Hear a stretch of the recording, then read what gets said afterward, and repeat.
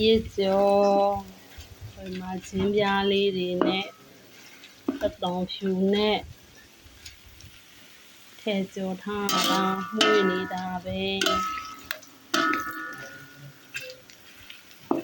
ပရစ်ကျော်ပါ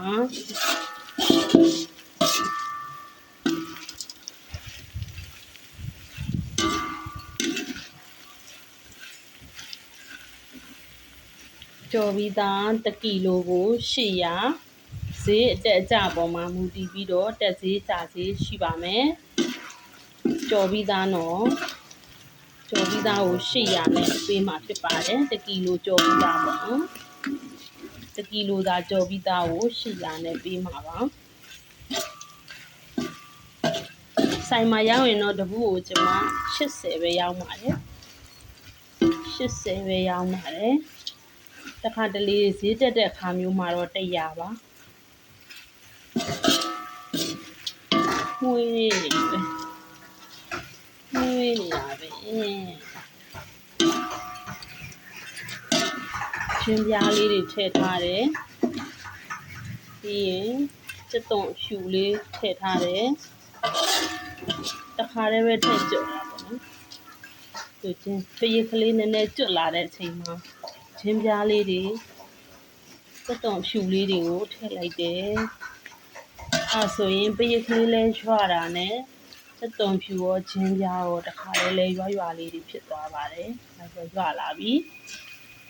အဲ့ဒါဆိုရင်ပြီးတော့မှဒီခွဲချမ်းလေးကိုစီတက်ပြီးတော့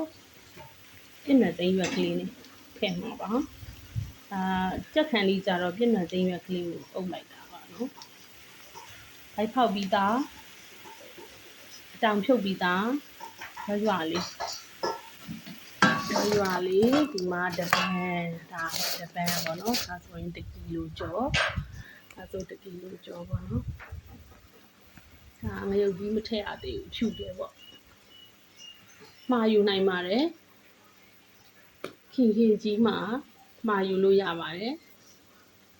ရမ်း6ပုံပရစ်ကျော်စိတ်သား6ပုံစိတ်မွအဆက်အမဲမွအဆက်အမဲမွအချိုးအမဲကျော်စိတ်ကျော်မှာယူလို့တော့ပစ္စည်းများကိုမှာယူလို့ရပါတယ်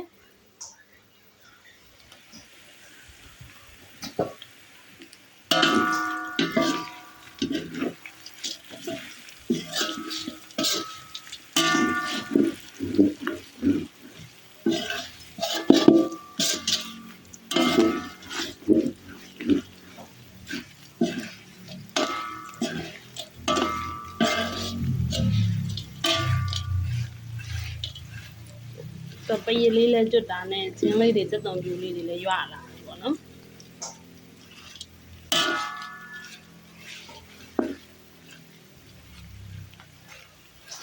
မွေးနေရပဲဒီလိုပဲကြော်လိုက်ကောက်စားလိုက်ကြော်လိုက်ကောက်စားလိုက်ပြီးရင်တွေးတက်